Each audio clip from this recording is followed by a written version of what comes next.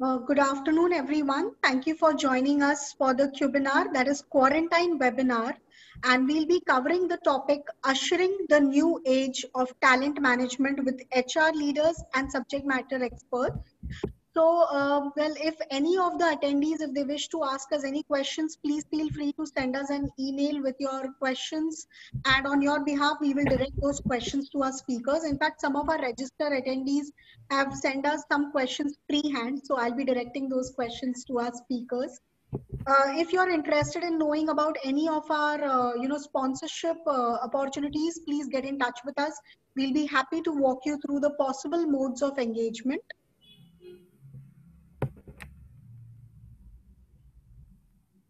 So a quick introduction about Creating Values. Creating Values is an ISO certified management consulting firm. We provide strategic advisory services to clients across industries. The domains in which we provide our advisory services include people and culture, which is our HR advisory arm, technology and risk is our IT consulting arm, business strategy consulting, brand strategy consulting, and executive search consulting. In 7 years of operations, we have completed more than 225 plus projects.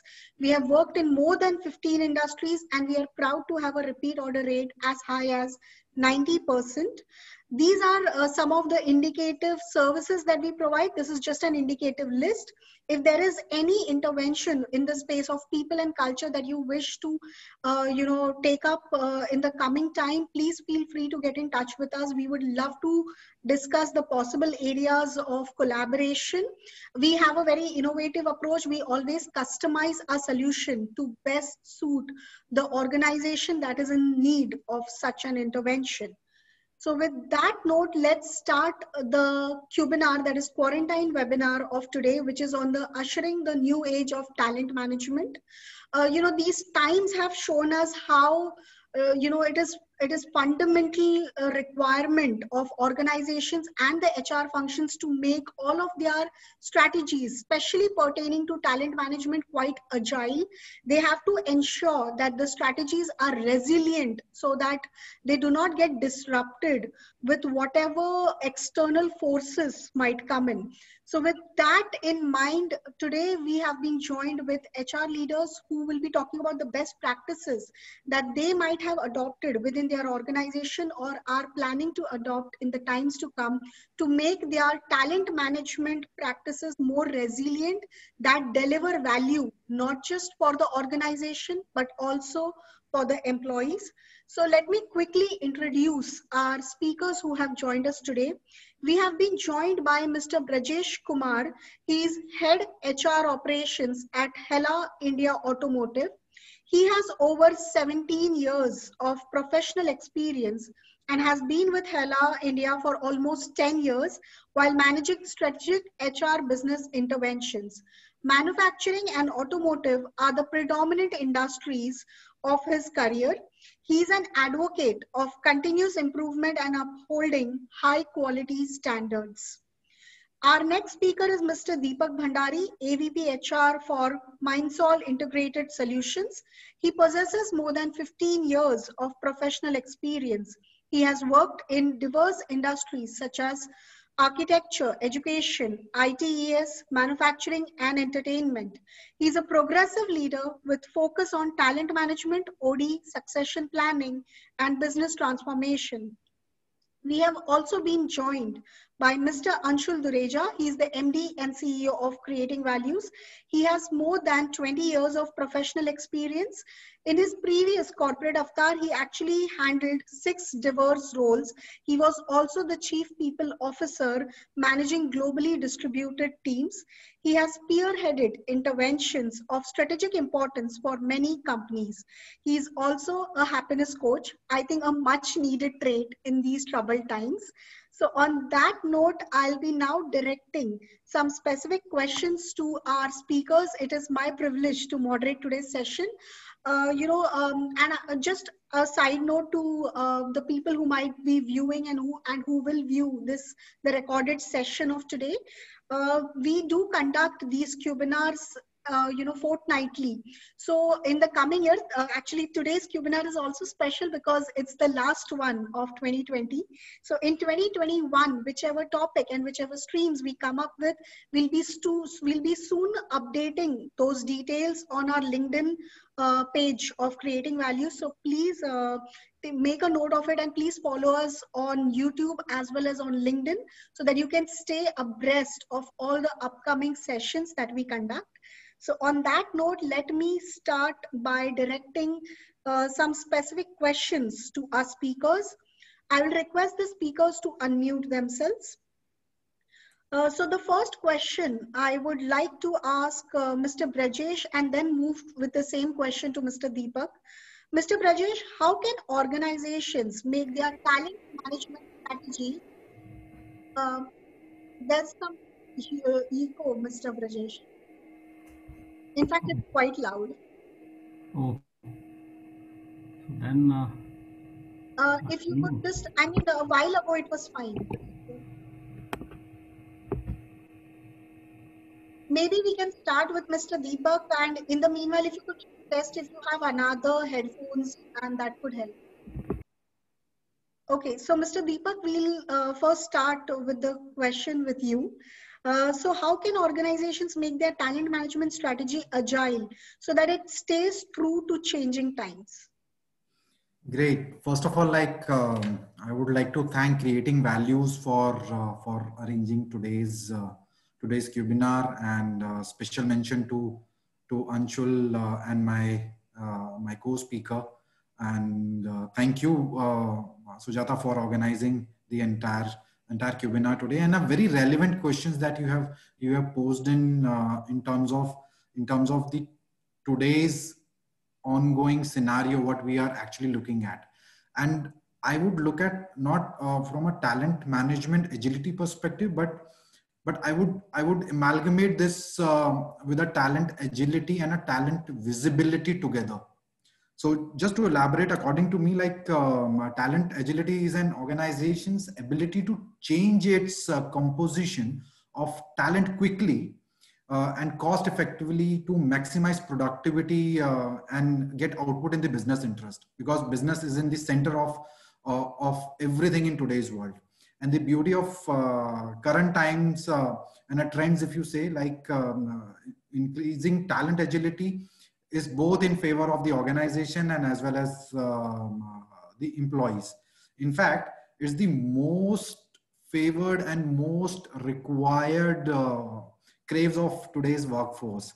And as I said, I would like to relate it with the talent visibility, because with true talent visibility across the organization, the goal becomes discovering new ways to apply existing talent in ways that make people happy, more productive, and more likely to stay in the organization.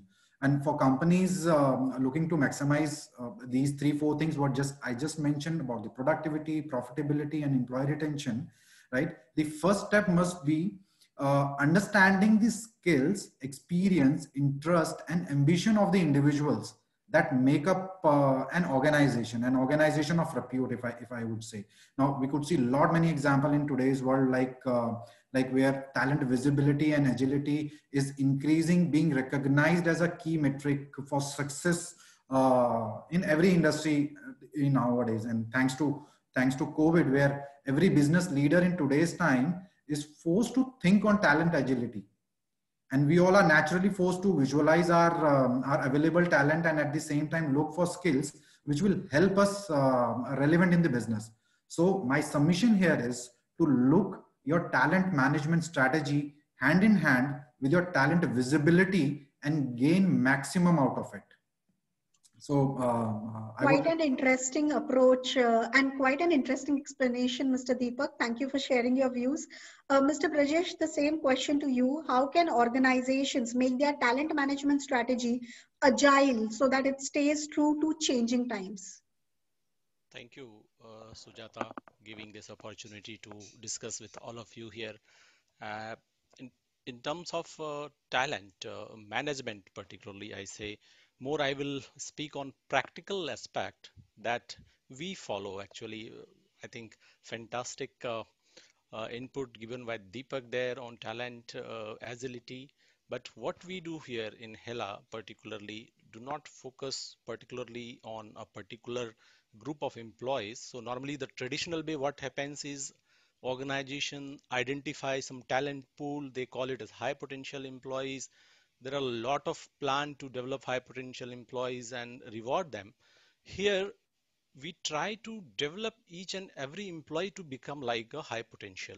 That strategy we follow, we can say it is little bit out of a traditional approach, but the fact today is people, no, they do not want to become a kind of manager. No, for example, technical people, they love to develop their career into technical side.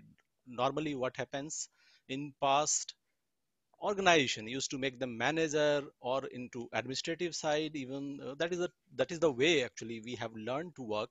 But now today technical people do not want to move into managerial side. They might be very good in technical aspect, but they might be weak into managerial side. So what we are doing right now, we are providing a career path to each employee into their own area.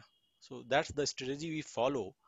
And honestly, we do a rigorous exercise, this exercise together with the managers. And every year we do a it takes 3 months every year to identify the talent and also, you know, bringing them into nine classification. That's the way we do here. And we develop them into two direction. One is towards performance. Of course, each and every organization requires their employee to perform better and better day by day. And at the same time, we also try to develop each and every employee towards their potential. No? Today, if the person is handling a manager position, if they have potential to develop as a senior leadership role, we should provide them opportunity. And rest of the people, we can say average performer or those who are having already achieved at a potential level of the career, we have a different kind of program for all those people. So we are taking every employees along on the talent development path. That's the strategy we follow, Sujata. Sure. Thank you, Mr. Brajesh. So using the 9-box grid model to identify and obviously nurture not just the hypos, but also the hypers. So as per the performance as well as the potential to take those people forward. And apart from it, to also have strategies in place for average performers and to see that how they can be developed further and their career can be progressed. So taking everyone along is the kind of approach that HELA has adopted. Thank you, Yeah. Rajesh, for sharing that. My next question, I would first go to Mr. Deepak for his inputs, and then we will come to Mr. Anshul for his inputs. Mr. Deepak, competencies-based assessment and development is gaining momentum. So how can organizations effectively adopt this approach? Great. Again, this question is very, very relevant in today's time, and COVID has played a vital role to ensure that we all relook our competency models again and improvise it with time, actually, because it's not a one-day job. It takes a lot of time to go and look at those frameworks. According to me, like organization values, which gets actually translated into competency framework, is soul of a human capital management in any organization, and plays a significant role to drive the culture and character of the organization or of any firm.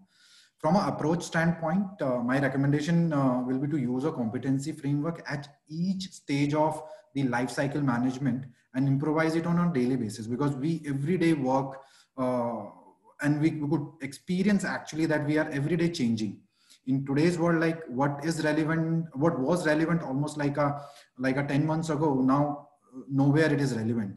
We all are sitting at different places talking, otherwise like we come together, meet. So this is a different competency altogether that we are experiencing. For example, at a recruitment level in our organization particularly, and I'll learn in various stints that I've spent in last 15-17 years of my career, like competency model actually plays a very, very, very foundational role in your organization growth, because that's kind of a foundation that you have.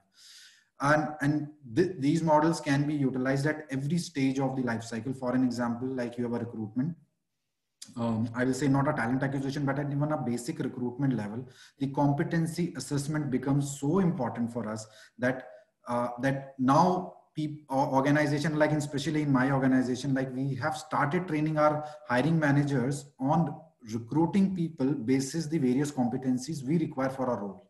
One, it is an organization level competency, but there are roles from a behavioral and from a technical side of it. So we have started training our hiring managers that how to find a right competent person basis the competency model that we have. So individual have the right value system aligned with the organization values, ethos and pathos. So that something becomes very, very, very relevant. And at the same time, I would just take another 30 seconds to elaborate the next approach in terms of performance assessment and a talent development. Competency models plays a very, very hugely there in terms of giving us the right framework, like what just Brijesh mentioned about how they are actually identifying their talent.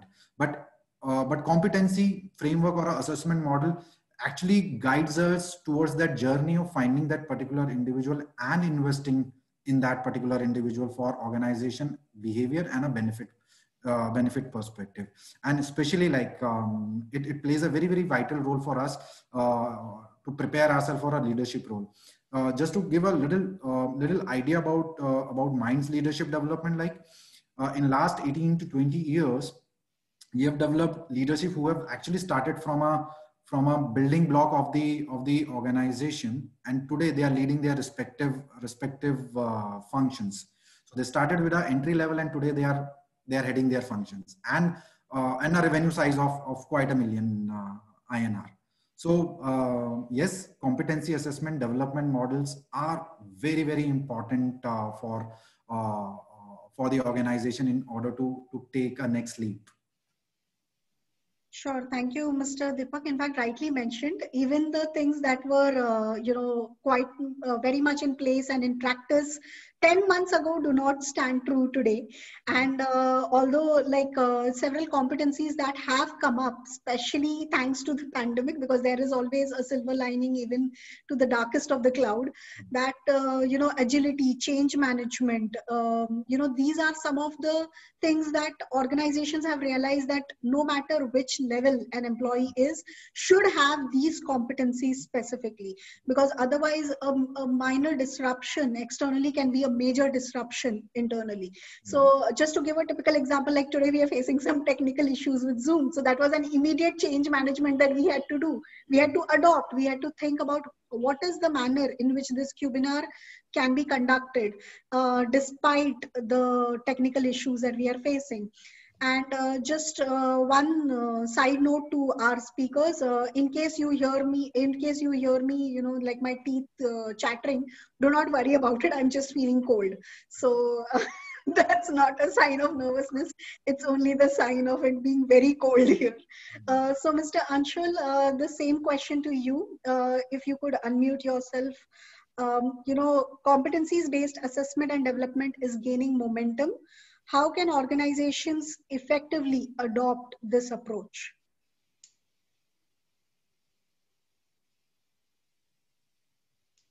Mr. Anshul, can you hear us? Thank you, Sujata. In fact, automatically being.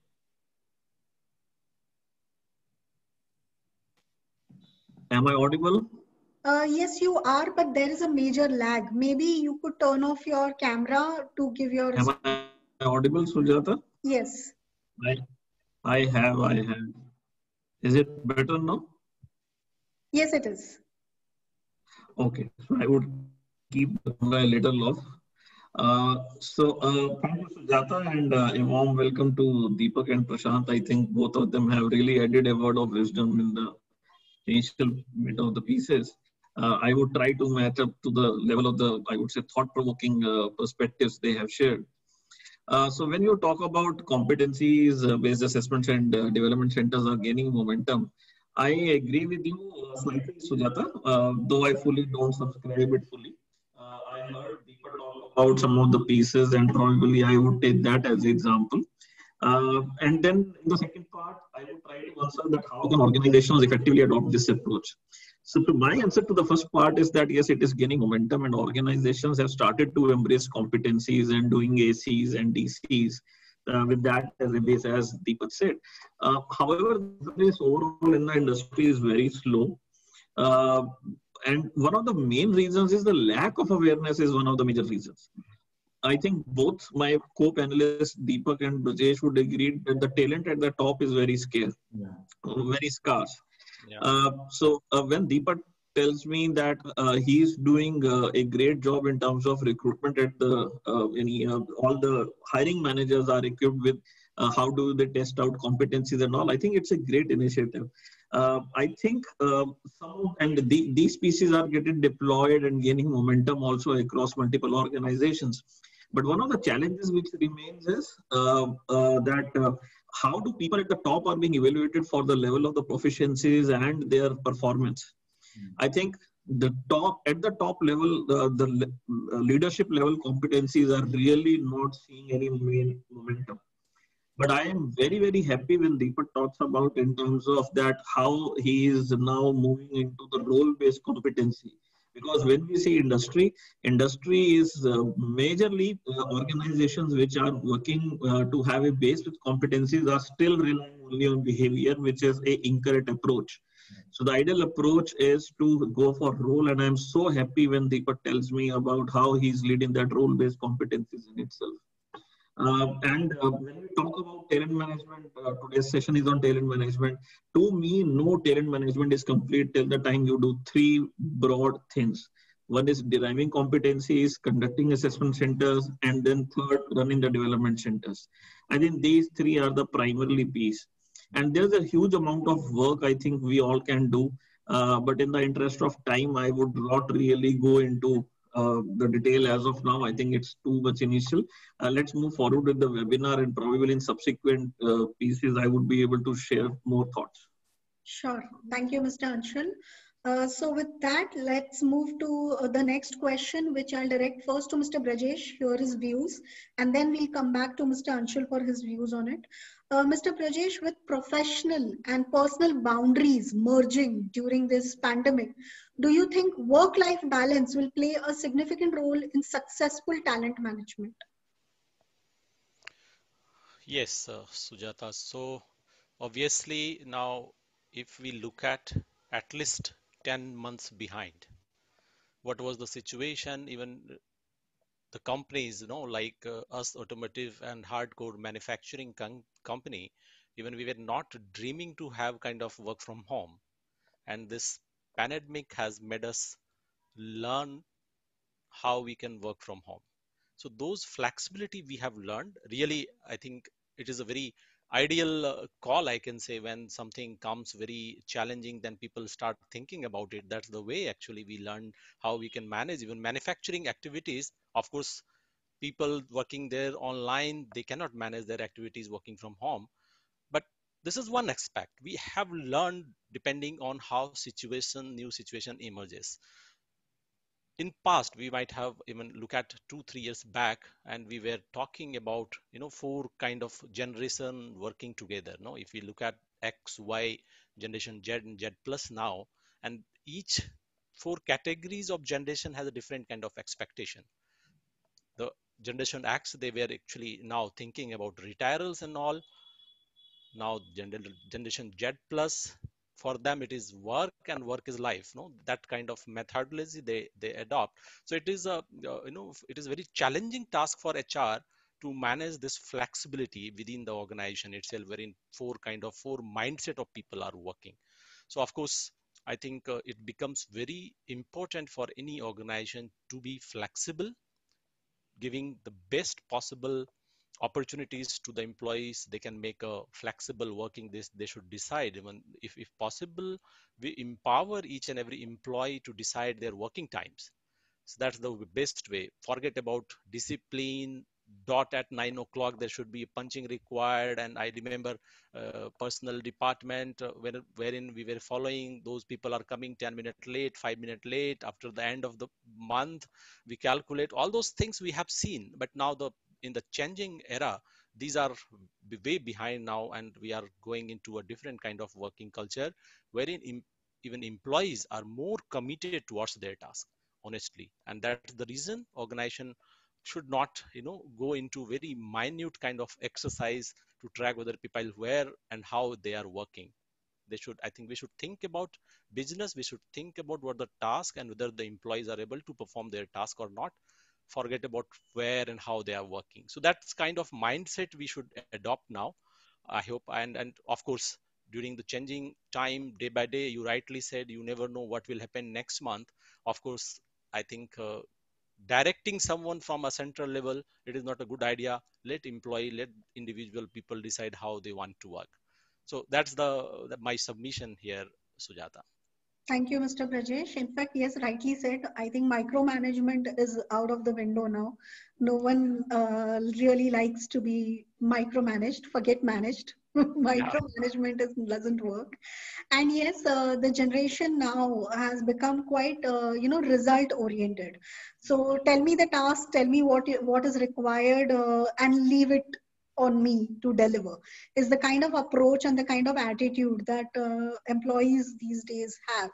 And yeah, you're right. Gone are the days where it was so nicely said that do punch ek lunch or zindagi tunch, that Yes. doesn't work.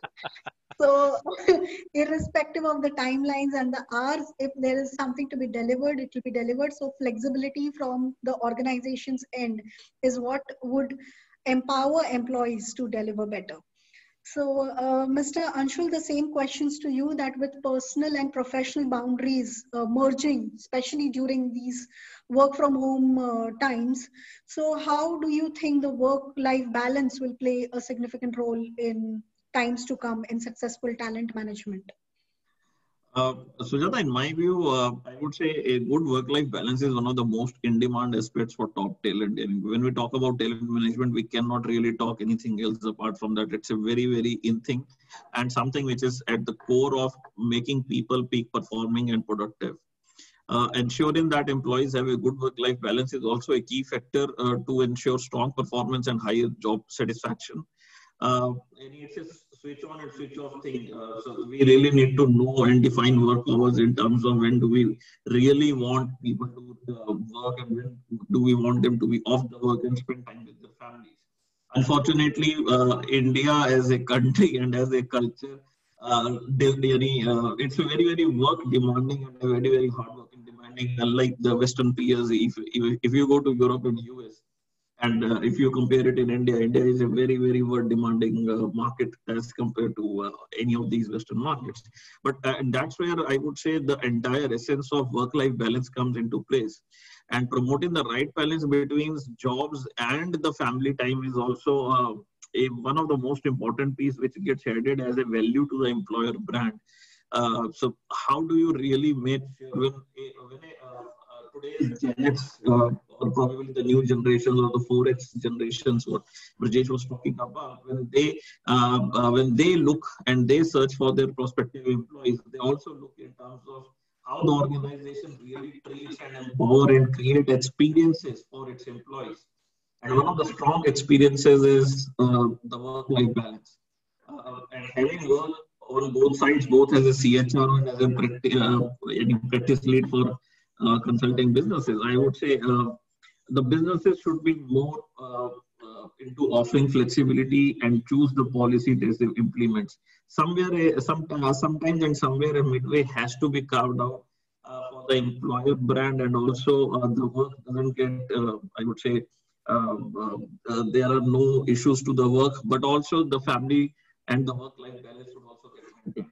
I think that is why it is very important to make that all the three stakeholders really benefit a lot. Sure. Thank you, Mr. Anshul. Mr. Anshul, just a note to you. Your voice is kind of going in and coming back. I mean, it's like a sine wave right now. So maybe by the time our next speakers respond to the next question, if you could just look into the matter. It is more like the Indian stock market nowadays. Yeah, but it's not good for our webinars. Oh, sure, I would try. Sure. So in fact, both of our speakers, when they've talked about flexibility, when they've talked about what organizations should do and how they should position themselves internally as well as externally, with regards to, providing work-life balance related benefits to their employees. So a few things that come to our mind, and something that even in our previous webinars we've discussed and HR leaders have talked about, if it is about discipline as well as ensuring that the work is done and the task is delivered, so then think about relooking, redefining your policies, your procedures, because now there will be a hybrid work model. And by hybrid, we do not mean just a part of workforce that works from home and the other part that works from office.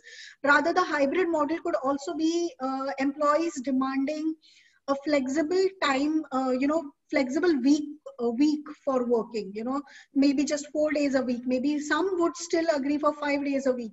So when there are so many differences in the expectations of the employees and the flexibility that they wish to deliver better and to perform better. So it's a good time right now to go back to the drawing boards, to relook at all the SOPs, the policies that organizations have, so that everything can be catered and the best of the talent can be retained within the organization and subsequent benefits can be given. Then also thinking about, especially when we are talking about not micromanaging, so then think about having a delegation of authority matrix designed, and by delegation of authority, we do not mean purchase authority, that, who gets to approve that, maybe 50K or, 50 lakh worth of purchases can be done. Not that kind of an approval. Rather, who works and who's authorized to sign off on what sort of documents, and who's authorized to go ahead and make decisions within the organizational hierarchy, and something that it should not be top heavy. So from that perspective, also look at defining and having a documented DOA process in place. So these are some of the things that would help us ensure that the hybrid work talent is retained and the work-life balance is maintained. So with that, let's move to our next question. And the next two questions, I would keep it common to all of our speakers. So maybe we could hear Mr. Deepak's views on it, then move to Mr. Brajesh, and then to Mr. Anshul. So Mr. Deepak, the question is first to you. To attract talent, organizations should showcase their talent management best practices in external world. So in what ways can these efforts be branded? If you could elaborate a little. Yeah. I think another important aspect towards the talent management, and I must congratulate Sujata, you and the questions from wherever that you've got. Like, these are very, very relevant questions towards the talent management, and it's really a thought-provoking, and probably our audience will also see some benefit out of today's session, I'm sure, because these questions are very, very relevant. Now, if I talk about attracting talent through a talent management best practices, my view towards it, like, I think the communication team. When I say a communication teams in any business, it's more from a Marcom, from a HR communication, because it's an amalgamation of both actually, because it's not only a HR job, it's the entire organization jobs to brand themselves in terms of their talent management best practices. So I would consider it not only like showcasing your best practices and attracting the talent, but I would take this to I'm sure like my other panelists would have their views, but I would say like this is also to retain your talent, because if you have a right talent management practices in your organization, what's going to happen actually is, and if it is visible to everyone, people are going to get retained. They would want to work there. I just give you a small example of ours when this pandemic started and we all were scratching our heads. How do we make sure that we keep our talent motivated? Because we were also learning, and we were learning in a manner that like more than 1,000 people workforce that we were catering that particular point in time. Right, we have more than 400 plus clients with us. diversified business, diversified clients, diversified, like you say, geographies, still business was continuing. And I must tell you, the way that we shaped up our like our journey from there, it is all because of the right communication platforms that been created internally and externally. When I say externally, it's not only about going to social media and exploring and attracting that, but it's about your value proposition to your clients and giving them that confidence that yes, this is the time that we can be with you. So so it worked so well, and the motivation was so high. I just give you a small example where like we started a communication drive, which is like a mind warriors, because that was a time like when we all were fighting against the time, and we were fighting for a safety security of not only the employees but their families also. So the entire community, the mind community, came together and had made such kind of a communication platforms where we all knew what is happening in this space. And just to tell you, like we ran a small engagement survey within 3 months of this pandemic, and our scores were 4 out of 5. That people were communicated well. They were engaged with the organization. They were engaged with the clients. Clients were also kind of we were getting appreciation from our clients, and at the same time the team behind it was getting positioned in the right manner internally and externally, so that like our retention was on a very higher side. We didn't let people go. That actually gave us a confidence that yes, we can not only survive but thrive in this in this pandemic. And the theme was, for us, it was collaboratively independent for every individual. We are collaborative and we are independent. So that's something really worked as far as attracting the talent, and also more from a retention of our talent. So just it was a great experience that we had with our Marcom team and HR communication team came together and actually drive those motivational and engagement platforms through our communication. I don't know, I'm able to give you a little perspective, but thought of taking it to a different angle of a retention also, not only attracting but a retention, which is very relevant in today's time. Well, rightly said, Mr. Deepak. And yes, it is not just the HR team that has to drive it, but the marketing team, the communication team, they all have to come together and then, create the strategy of how do you communicate internally and externally about the talent management practices that you have, because it's what you said is right. It's about, first of all, attracting external talent and more importantly, retaining the internal talent. So it works both ways. So Mr. Brajesh, your views on the same thing.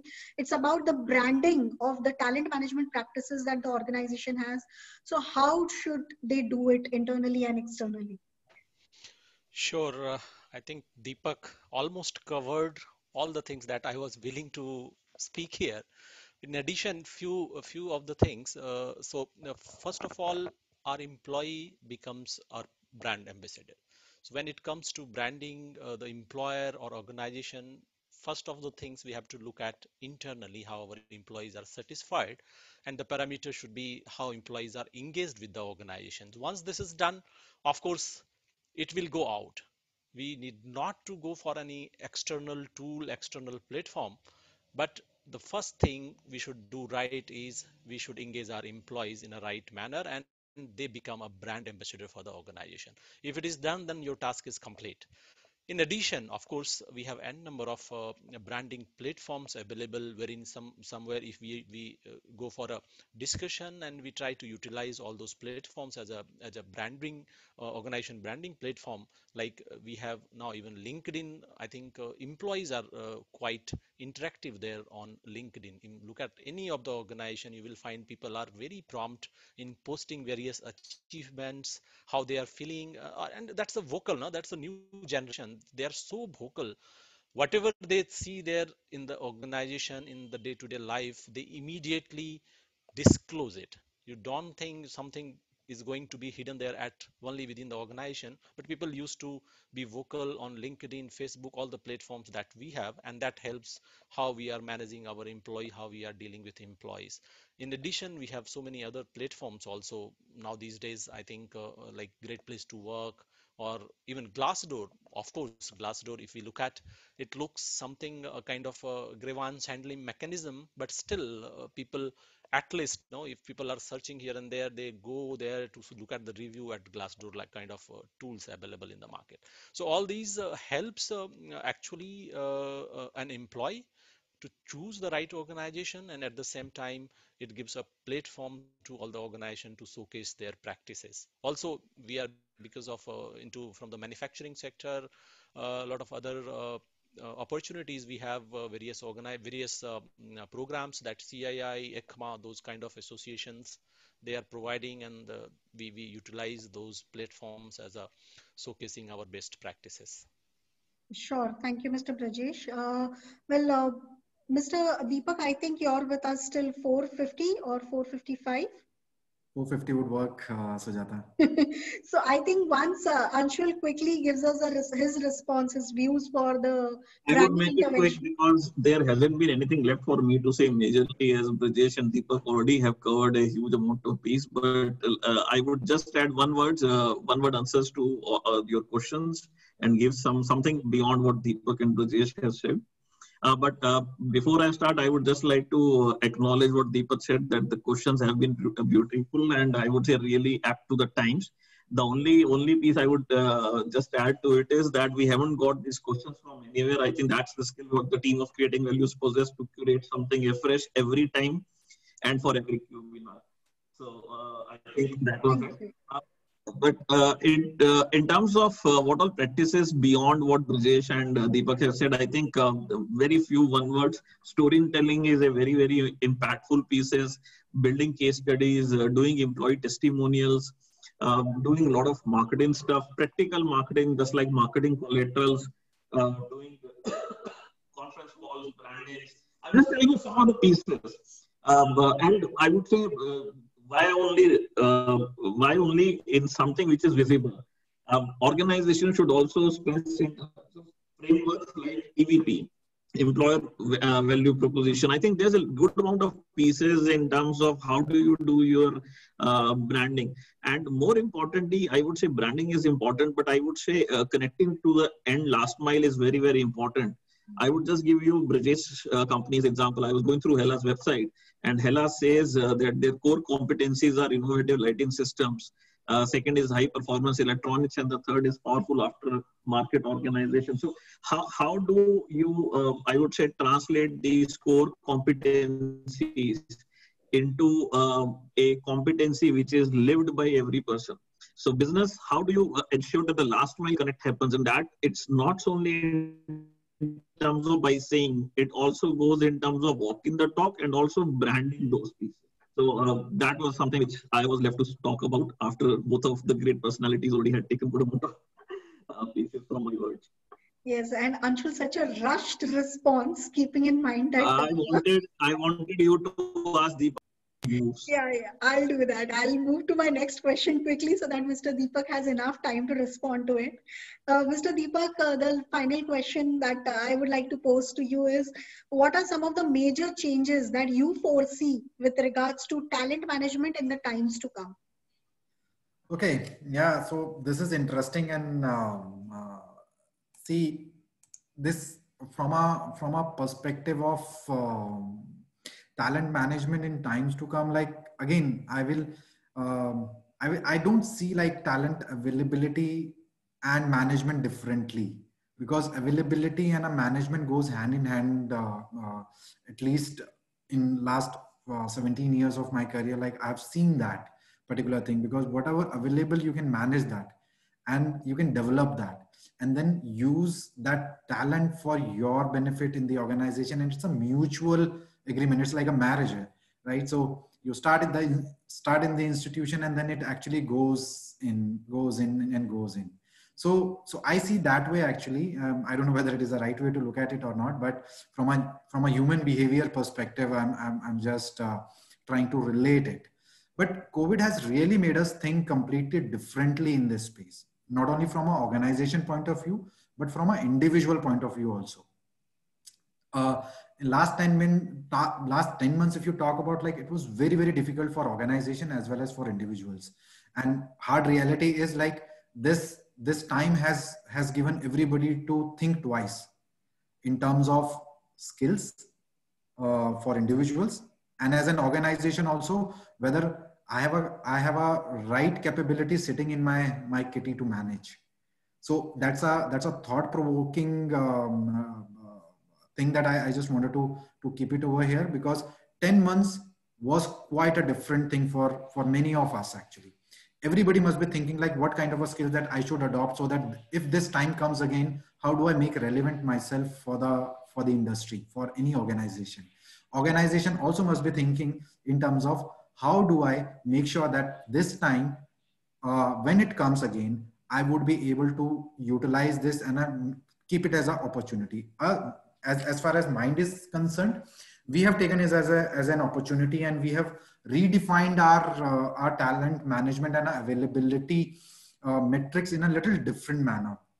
Like, taken a like a best practice from a gig workforce, right?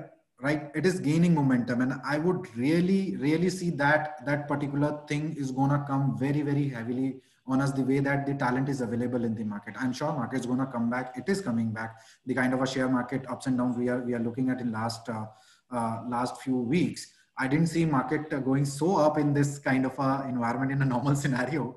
That's something different, right? But gig workforce, as far as the talent management is concerned, I'm really looking at that piece where most of our like MSMEs are going to gain out of that very well. Just give you an example. For an example, like creating values is into the virtual CHRO concept, right? There are these kind of concepts are already getting built at a lower level also when you have a virtual accountant, right? We have built our internal product, which is like for a SME, and we are going to launch it very, very soon. And the market is going to see, because that's a new opportunity that got created and different talent is required, right? I have a talent internal, but I will have to go out and see, like, which talent is available for me at what cost, and is there a gig workforce available for me to explore that. So I see a availability and a management both in a hand-in-hand manner. But changes, just to answer what changes I see the how now the organization is going to look at the gig workforce coming into the real and a mainstream. So relevancy, even for the talent and organizations, is what would be the major change that will come up. So, Mr. Deepak, before we say, I'll let you go, just one last question, because that was posed by one of our registered attendees and it was posed for you. So, what possibly are the key aspects of performance evaluation that organizations may need to modify, and not just for this year, but in times to come, very specifically with regards to performance evaluations? I understand. So I see a large possibility there, honestly speaking, and I myself have started looking at that particular aspect, like how do I go about it now? Because balanced scorecard approach, everybody, like Fortune 500 companies are actually right now, they are following that till the time we do not have any other things. Where like David Norton and Robert Kaplan has done a very, very great job giving us that management style. But at the same time, from an evaluation perspective, I see two aspects to it. One aspect is to have the time. What is the time that organizations are looking now for an evaluation period, right? The kind of a debate that we are doing right now, like it is are we in office, are we at home, or we are a hybrid model, we are a rotation workforce? What is that actually? Or is it something permanent work from home also? Organization have tried it, failed it, learned it, and again, we are doing the same thing, right? So I see a time. What is the time? I foresee a real-time performance evaluation going in place. We have started in our organization. We have seen the industry is moving towards it, and it will be a norm. very soon. Second thing, I foresee from an evaluation perspective, it's not going to be a 6 monthly affair or an annual affair. It's going to be a very, very real time evaluation. And another aspect to it is it's going to be the delinking the evaluation and a reward. Right, that's something that's going to be coming very soon, that I feel like industry have already started thinking about it. Many organizations adopted it, but it must be a 1% or a 2%. But delinking your performance evaluation and delivering your reward and incentivization your reward or your talent is going to be two different things very soon, as far as I foresee this from my industry experience and the network that I have, like Anshul and Sujata and Brijesh. Right, so I don't know whether I'm able to answer this. So very interesting. In fact, yes, you've given food for thought to many professionals who would be viewing this, and even to us, to think from these aspects, these changes, not just from a talent management perspective, but also from a performance evaluation perspective. So thank you, Mr. Deepak, for joining us. We do understand that you already had a prior work commitment and an important client meeting at 5 o'clock. So although we would have loved to have you for the entire session, but thank you so much for giving us your valuable time and your insights, and we'll continue the session with Mr. Brajesh and Mr. Anshul. Thank you so much, and it was my pleasure to be part of this forum, and I would really like to see these kind of sessions more and more. And I'm sure like Anshul and creating values are creating a lot of difference in the industry. And I've seen creating values from last almost like 7 years now, that you guys are really making sense to the business and really value adding towards the client's prosperity. All the best to you guys, and I'm gonna touch base again with you all. Thank you, Brijesh, and being a co-panelist, and really enjoyed the company here. Thank you so very much, and thank you, Mr. Deepak. I'm so sorry. Thank you. No, it's all right. It's completely Thank you, all right. Deepak. Thank you for your very informative, very valuable thoughts. Thank you so much. Bye-bye. Take care. Bye-bye. Okay, so Mr. Brajesh, we'll go back to the question, and I would love to hear your views on it. So what are some of the major changes that you foresee with regards to talent management in the times to come? See, as I said at the beginning of the session, of course, slightly we already adopted this change. Now we are coming out from the traditional approach, and we are providing an opportunity for each group of the people. There should be a different kind of methodology to, assess the talent in terms of whether it is a managerial skill or technical skill. So we should not, in other way, if I say, we should not enforce employee to go through a kind of system wherein those people are not interested at all. As I said, those people into project management, they might not be interested to go into a managerial role. And for them, kind of a talent development path towards managerial skill is not going to make any difference or not going to be beneficial, neither for the organization nor for the employee. So we have to look at into a holistic way, considering the interest of the people. And not only to the high pots, we should have a very clear path for those who are not able to come into high potential category, and there should be a very clear and straightforward career path development opportunities available for those people as well. So as I said, as a holistic approach, we have to look at each and every employee of the organization, not only to focus on the high pots. And you might have 10% of high potential employees, but 90% of the people, they are really backbone of the industry. So instead of focusing just to 10%, we should focus on 90% as well. Those people can make a difference into the organization. So that's the change we are willing to adopt in coming days, wherein not only focusing towards high potential, they are already at a very high level anyway, but trying to develop all those people who miss to come into high potential group.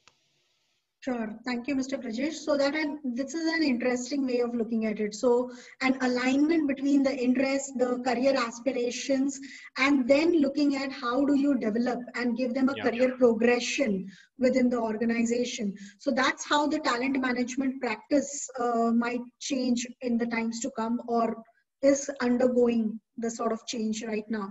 So Mr. Anshul, if you could share your views on what are the things that you foresee as the major changes that might happen with regards to talent management. Yes, so Brajesh very well talked about the aspirational workforce gaining momentum. And in addition to that, I would talk about a couple of pieces which I personally feel that in the time to come in the team, it would really get impacted with. The first is in terms of personalization. So as the workforce becomes more aspirational, there would be a huge amount of market and vacuum for personalization. So no one needs, if I am getting a Microsoft Excel training, so it should be given to everyone in my department, because my need may be very different. So how do we customize? How do we get what they deserve? I think that is going to the mantra. And when we talk about competencies, so competencies are going to lead us to have that base defined through respective IDPs for the personalization. I think that is point number one. Point number two, the changes which I foresee is in terms of the role the technology is going to play in the entire ecosystem of talent management. So as we see, HR is getting digitized. So there would be a lot of pieces right from recruitment to the talent development to the talent assessment. We are still seeing a lot of technologies do come in, but probably I think 2021 or 2022, and we would see that huge amount of churn happening in manual operations, and probably a good amount of technologies coming into these two directions across these. So these are a couple of thoughts in addition to what Brajesh said. Sure. Thank you, Mr. Anshul. So, we'll be taking up the Q&A questions right now. Mr. Deepak was kind enough to give us a couple of extra minutes and share his views on one of the questions. I'll direct the next Q&A question to Mr. Brajesh Kumar. So, Mr. Brajesh, one of the individuals had posed this question that if you could elaborate on the importance of effective goal setting. Right. So, of course, even not into professional career, into personal life as well, your right goal or effective goal matters. We take a resolution every year, beginning of the year, and we know how we are getting successful, not successful. All those things we know. Most of the time we forget mid of the year what kind of goal we decided. So that's the actually we can say a right goal, and also together with the goal how we are going to achieve that goal. If we can decide well in advance, then it helps to reach up to the expectation, not only to the organization's expectation. As an employee, there is a very beautiful quote we heard somewhere, like planning, or if you fail to plan, that means you are planning to fail. So very simple, I can say, right goal or effective goal sets up the entire career path, and also how you are going to achieve it. So from organization perspective, now look at what organization with a right goal, what are the benefits coming to the organization. So it helps organization to plan their resources, plan their time, and also accordingly then it gives a kind of contract, and which this contract helps into engaging their employees as well. So three benefits directly coming out for any organization. Besides the contract they are signing with the employee, it is also helping their budget planning and resource planning. Now other part, in terms of what benefit comes to employee is it helps to track their goal, whether they are going into the right direction or not. It gives a way actually to always focus on the goal. Number two, sometimes in a practical life, if we look at in between, if there is some unexpected demands or unexpected requirements comes out then employee can say, hey, this was not decided beginning of the year. My goal doesn't allow me to go towards that. If I move here and there, I might miss to achieve my goals. This is second. And third one, which is more important, is it gives a employee a kind of tool to understand the expectation of the organization. So these are very clear benefits coming go if we set the goals in a right manner. And of course we all know how goals should be into the SMART principle, so we are not going into that right now. But effective goal actually, to be very honest, makes employee to achieve their target, achieve their expectation, not only into the official side, professional side, also towards the personal side. Hope I answered your question, Sujata. Sure. Thank you, Mr. Brajesh. In fact, very nicely and very articulately shared views. Thank you so much. Mr. Anshul, the next Q&A question is for you. So how can the impact and the ROI of talent management practices be measured? Sujata, I think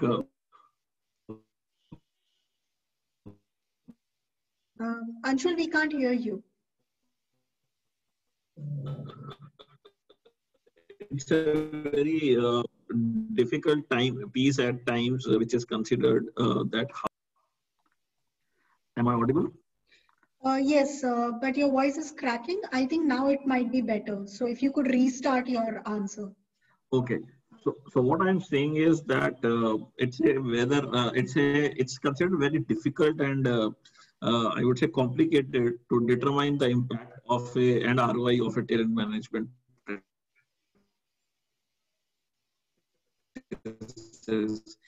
It, in a way, yes, it is. But however, is it fully correct that it's very complicated? Answer is no. Why I say so? Because if you take the route of a competency, it's a simple no-brainer 5-6 steps piece which you can do. First is in terms of get a competency-based, derive your competencies rule-based, get a baseline made through assessment centers, use good amount of technologies that, and for an unbiased perspective, you should always go for external consultants and SMEs because that would give a good amount of unbiased perspectives. Third would be in terms of build your IDPs for each of the people, get their baselines made. Fourth is in terms of start your DC development centers, and in the development centers, always remember to have have mid-tier assessment centers and developmental centers run again. I think this is the entire flow, and probably after a year or two, get the impact and the ROI of a talent management. The problem is when we start giving every training to everyone, you can't really get anything as an impact or you can't measure it. So for a targeted delivery, you need to understand the requirement. What is the requirement of Anshul? What is the requirement of Brajesh? You cannot interlap or overlap giving Brajesh requirement needs to develop me or mine development needs to develop Brajesh. I think that's where I would say your measurement and impact would be much better if you focus your energy of talent management based on the benchmarking, baselining done through assessment centers of competencies. Sure. Thank you, Mr. Anshul. So just for the benefit of our, people who would be viewing this webinar, because Anshul's voice was cracking a lot. So he was proposing that, although it might be a little tricky and difficult when it comes to measuring the impact and the effectiveness, the ROI of the talent management practices, but competencies, assessment centers and development centers, they give us a great opportunity to make it achievable, to make the impact measurement and the ROI measurement achievable. So it also caters to the individualized needs, development needs of the individuals. So that is the way forward, and a regular review of your assessments and your development journey would help you in understanding and maybe even realigning at times the steps that you need to take forward. So these are some of the ways in which the impact and the ROI can be measured. I'll pose my next question. I'll keep it common for Mr. Brajesh and Mr. Anshul. So, Mr. Brajesh, if you could share your views on it. If you could talk a little about the use of technology and, more than e-learnings, generally, what is the use of technology in effective talent management? Right. So again, if we look at Hela now, since the last, it's a beginning, it's a 120 years old company now. So sustained growth, all the strategies from HR point of view, all the strategies we focus towards sustained growth.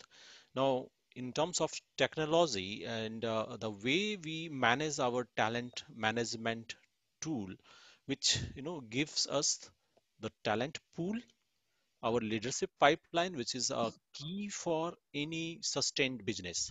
So if you do not have a talent pool available, if you do not focus towards future, that that means you're not going to be succeeded in coming days into this changing world. So the tool gives us a support to maintain this pipeline, maintain this leadership talent, and also it helps us to plan for succession. So it's a succession planning. So all these we have a very beautiful platform wherein entire HR suite, whether it is performance management, whether talent management, competency and learning development, even our talent acquisition is also part of this suite. So all these 5 HR suites are there on a single portal, and that portal we use globally, managing 130 locations across world. So there is a single and uniform process we adopt besides various diversities. So that's the benefit of a beautiful, a good quality tool we always have a utilized. So that's the way we manage. It's a always developing tool. A lot of things, as I said, we are now looking for some changes also, and those flexibilities are already available into this tool, and it helps us to strategize complete HR objectives. Sure. Thank you, Mr. Brajesh. In fact, use of technology has definitely gained momentum in these difficult times. It is what has actually shaken organizations, whether Indian or international, and made it clear that digitization is the way forward. And this is a good time to actually invest, explore, and start working towards the digital HR roadmap for organizations. And when we talk about technology, yes, it brings in efficiency in your processes. It can help you with multiple things. Obviously, when you're looking at the competencies of people who would be managing the technology, even that is something that forms a new area of opportunity for people to upskill and reskill themselves.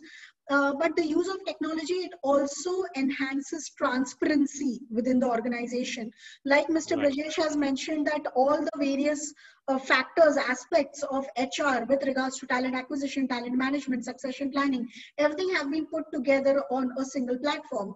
So it's not just the effectiveness that it would bring in for the processes, but also it will drive transparency and help you plan better for the times to come. So these are, another important thing is that, several times when we talk about, the biases that creeps in, whether conscious or unconscious, within human resources and within people in general. Technology can be a good tool to counter the unconscious biases that we may have, that we may not be aware of.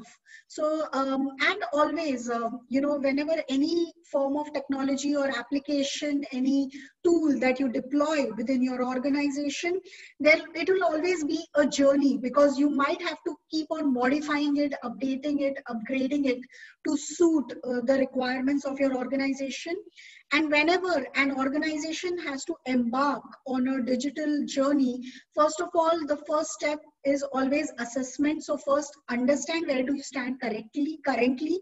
Think about getting a roadmap designed which is based on the assessment results, and accordingly then embark on the journey of digital HR, and that's how it can be done. And always understand and counter the change management aspect, the user adoption of technology aspect for any of such strategic level interventions. So Mr. Anshul, if you could share your views with regards to the use of technology for effective talent management and going beyond e-learnings for L&D. Thank you, Sujata. Technology has been a real boon, I would say, but it also has been a bane as well. And I would try to share perspective on both of these aspects. If you talk about in the COVID times and the pandemic times, the technology and the e-learnings have been vastly used. Any organization after organization has reported that the level of their trainings has vastly improved in terms of the quantity. Though that's another matter that on the quality aspects, everybody is silent, but certainly the quantity has really improved. And on the quality side is something which is very important on the effectiveness of technology. But prior to that, I would say I certainly agree with Brajesh and you when you talk about that technology brings in a lot of transparency. To me, technology in two simple words is speed, quality, and transparency. So I think it really brings in a flavor of these three things put together. Besides the technologies Brajesh just mentioned, I would say gamification is something which is coming up a huge way. How do you use gamification in the way to engage your organizational employees? How do you engage your leaders? I would say it's really catching up a lot. Then technology is also being used in terms of employee experience, in reward and recognition, and again in personalization. Anything which is personalization is nowadays technology driven. I would say that's a huge bonus and benefits on the technology front. However, the main side is in terms of that there's also a danger that too much of a dependency on technology might be catastrophic if we try to remove the people or the human touch element from the HR and fully focus on technology. So I think when we should always remember that human resources is human resources, and we need to be a little bit of a human. Technology is over here to help us and ease our operations out, and not to replace the human element of it. With this, I would conclude, Sujata. Thank you so much, Mr. Anshul. Yes, rightly said. So technology can be the enabler for human resources, but it's ultimately the human capital that has to drive everything forward. And so we should never ever think about it being any lesser or rather a replacement factor for And human. can I give an example, Sujata? Sure, please. So, and I'm sure even you, Brajesh, or any of our audience would have also experienced the same. You go to a site, probably a home delivery companies which deliver groceries, foods to you, or even to banking sites. Nowadays, there's a chatbot, so that's a technology. Now you're chatting with the chatbots. You are trying something very specific, but the technology is still not able to get you. So that since there is no human connect which gets transferred ahead, then the technology which is correspondent to you, most of the time you would leave that product, or you would leave that site and probably go to a competitor site. So this is a classic example that we should never forego the human touch. So it has to be a mix of technology and a human touch. Great. So a balancing act and paying focus. Yes, trying out technologies, exploring and implementing, but paying focus on the human aspect of managing the technology that we use. So thank you so much, Mr. Brajesh and Mr. Anshul, for sharing your views. So with this, we are closer to a wrap. These were the questions that we had received for the Q&A session. So I now take this opportunity to thank our speakers. Mr. Deepak had to leave early because of his prior work commitment. However, it was nice of him to share his views and his insights. I thank Mr. Brajesh and Mr. Anshul Dureja for giving us your valuable time, your insights, your learnings, even some of the challenges that you might have faced and how those challenges were countered. So thank you so much for sharing your views and your learnings with us. We will soon be soon be sharing a recorded version of today's session. So I hope that will help HR leaders to even discuss internally, contemplate on the way forward, and usher the new age of talent management. Thank you, Sujata. Thank you. It was nice talking to you. Thank you, Mr. Anshul. Thank you, Brajesh. Yeah. Thank you so really much. wonderful listening to you. Thank you, you. Sujata, and Have all a this. nice evening. Wish you the Bye-bye. same. So this is Creating Values Cubinar Friday signing off for today. Thank you so much. And in the new year, we will come back with new topics on business strategy, HR, IT, and I hope you all will join us again in 2021 for the next set of Cubinars. Thank you so much. Happy New Year, everyone. Happy New Year. Thank you. Thank you.